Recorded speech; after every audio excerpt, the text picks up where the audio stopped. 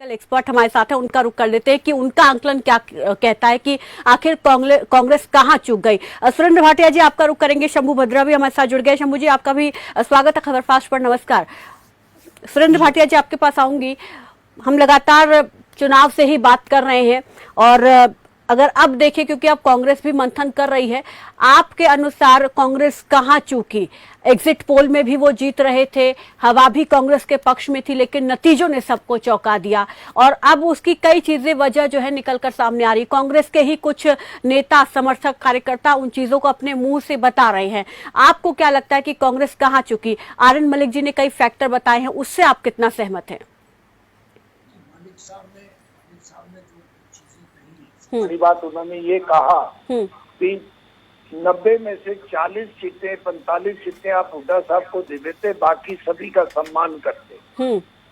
लेकिन मैं आपको थोड़ा सा और पीछे ले जाऊंगा। 2005 में भजन लाल जी 67 सीटें लेके आए और हुड्डा साहब को मुख्यमंत्री बनवाने में कुमारी शैलजा, ओपी जिंदल सहित अनेक लोगों की मुख्य भूमिका थी।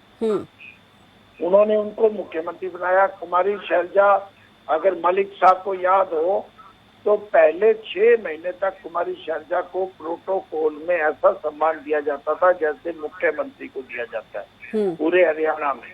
लेकिन धीरे धीरे हुड्डा साहब ने उनकी पावर को कम करते गए और उनके विरुद्ध हो गए और हर जगह पे कुमारी शैलजा को उन्होंने कमजोर करने की कोशिश की।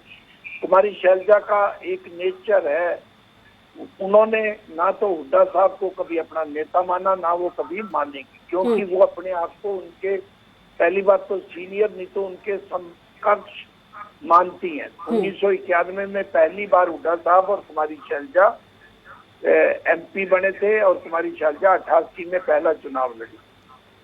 अब आपको जब 2014 से लेकर 19 जब मौका मिला राज्यसभा में जाने का, तो उन्होंने कुमारी शैलजा की टिकट कटवा के हाईकमान से अपने बेटे दीपेंद्र हुड्डा को भेज दिया।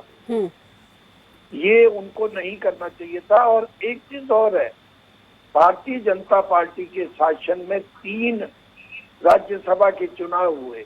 आप तीनों को रिवाइंड कर लेंगे तो 2 चुनाव हुड्डा साहब ने भारतीय जनता पार्टी के साथ मिलकर चुनाव लड़े और जो कांग्रेस के उम्मीदवार थे जो बन सकते थे, चाहे अजय माकन हारे, उससे पहले जो फरीदाबाद के एक एडवोकेट को टिकट दी गई थी और 17 विधायकों की शाही बदली गई। तो जब दीपेंद्र हुड्डा को टिकट कांग्रेस ने दी तो भारतीय जनता पार्टी ने तीसरा उम्मीदवार नहीं उतारा। आप याद कर लें, कार्तिकेय शर्मा को उतारा गया और सुभाष चंद्रा को उतारा गया भारतीय जनता पार्टी। तो ये क्या इंगित करता है? दूसरा, मैं कल भी कह चुका हूँ, आज फिर कहूंगा, हुड्डा साहब को ये लगता था कि हमें केवल 45 सीटें जीतनी है, 42-43 सीटें जीतनी है, हमें इससे ज्यादा सीटें नहीं जीतनी। 10 सीटें उन्होंने खराब की। एक सीट जैसे बहादुरगढ़ की सीट का मलिक साहब ने जिक्र किया, कल भी मैंने 3 सीटों का जिक्र किया था, आज मैं 5 सीटों का जिक्र कर देता हूँ। असंध में आप रिवाइंड करके देख लें, असंध में पहली रैली में कुमारी शैलजा, भूपेंद्र सिंह हुड्डा, राहुल गांधी गए, जो शमशेर सिंह गोगी 2301 वोट से हारे हैं चुनाव, और वहाँ एक बार भी ये अपील हुड्डा साहब ने नहीं की उनका नाम लेके भी शमशेर सिंह गोगी को। उन्होंने कल आके कहा भी है, मैंने बाद में सुना है। और उचाना में 32 वोटों से राजेंद्र हारा, 31,000 वोट उनके समर्थक ले गए। शहीदों में भी यही हुआ है, वहां भी 21 कांग्रेस राइवल ले गया। आप मुस्लिम के अगेंस्ट कांग्रेस राइवल को बैठाते हो, आपको सभी जगह पे मैनेज करना चाहिए था।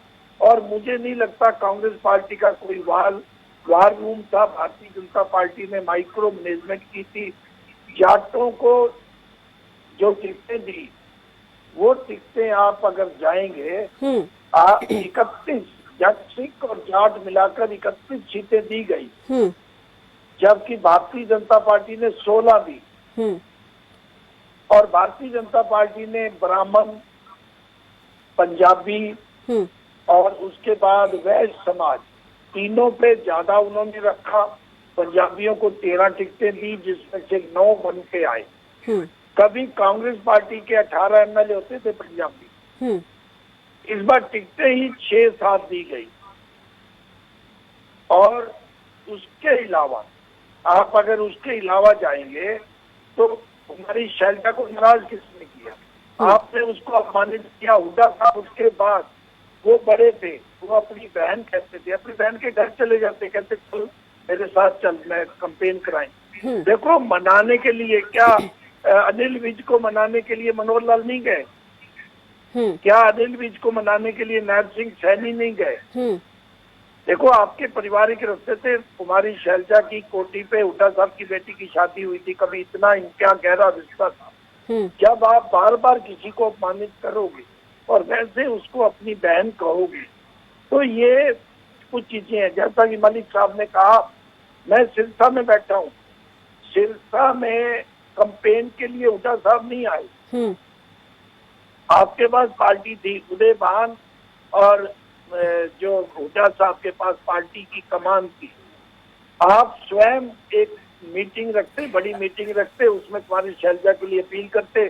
बाद में जब धन्यवाद करने आए तो पत्रकारों ने सवाल किया, आप किसका धन्यवाद करने आए हैं? आप तो वोट मांगने ही नहीं आए। शैलजा उन्होंने 8 चुनाव लड़े हैं उन्होंने, 3 चुनाव वो हारी हैं।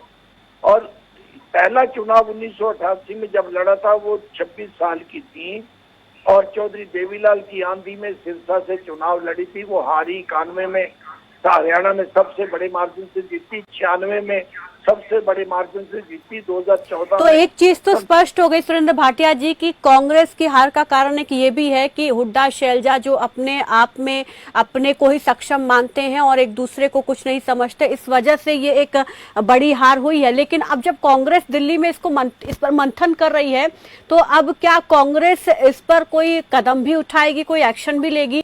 जो एकाधिकार एक खास व्यक्ति का हुड्डा काम कह सकते हैं कांग्रेस में हरियाणा में दिखता है, उसको कम किया जाएगा ताकि चीजों को आगे के लिए बैलेंस किया जाए, या अभी भी हुड्डा उतने ही स्ट्रांग रहेंगे?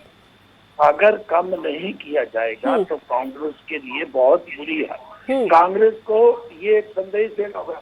मैं चौधरी देवीलाल के जिले से पत्रकारिता कर रहा हूँ। जब चौधरी देवीलाल थे, चौटाला साहब थे, चौटाला साहब को जाटों का नेता कहा जाता था, देवीलाल को। वो क्या करते थे, अपने जाटों को टिकटें कम देके सिरसा में उन्होंने मक्खनलाल एक सिंगला को एमएलए बनाया, एक हजारचंद कंबोज को बनाया, ऐसे ही उन्होंने कैथल में बनाया। वो क्या करते थे, जाटों को ये कहते थे भाई मुख्यमंत्री जाट बन रहा है और टिकटें ज्यादा दूसरी पार्टियों को। हुड्डा साहब को यही करना चाहिए था, दूसरे जातियों को ज्यादा सम्मान देके। मान लिया, वो उदाहरण के तौर पे मुख्यमंत्री के बड़े दावेदार वही थे और वो ये समझाया भी जा सकता था जाटों को, आप जाटों को ही ज्यादा टिकटें देंगे। और फिर एक संदेश ये गया, अगर हुड्डा साहब आएंगे तो केवल 2 जिलों की पावर रहेगी, 2 जिलों की नौकरियां आएंगी। और जिस ढंग से कुमारी शैलजा के पिताजी 52 में मंत्री बन गए थे पंजाब में, ज्वाइंट पंजाब में, उस जैसे एससी परिवार को अगर आप आज अपमानित कर सकते हो तो आम एससी परिवार क्या समझेगा? भाई ये जब अगर सत्ता में आ जाएंगे हमारे साथ क्या करेंगे? ये संदेश जिस दिन चला गया उसी दिन कांग्रेस की हार की पटकथा लिखी गई थी। और उस समय भी कुमारी शैलजा जी अगर नाराज थी तो कांग्रेस हाईकमान को उनको मना के उनको साथ खिलाना चाहिए था और वो घर बैठे बातें हो जाती हैं। इनके पारिवारिक रिश्ते हैं, पुराने रिश्ते हैं सभी के। आप घर बैठे अच्छा बुरा एक दूसरे को कह के आप साथ चलते। और मैं तो देखो, अगर कांग्रेस हाईकमान कुमारी शैलजा को मुख्यमंत्री, दीपेंद्र को डिप्टी मुख्यमंत्री इलेक्शन में घोषित कर दिया जाता तो भी और आता। आप सोनीपत से चुनाव आ रहे हो, आप अपने गढ़ से चुनाव आ रहे हो, रोहतक से 2 सीटें आपने गंवाई हैं, तो आप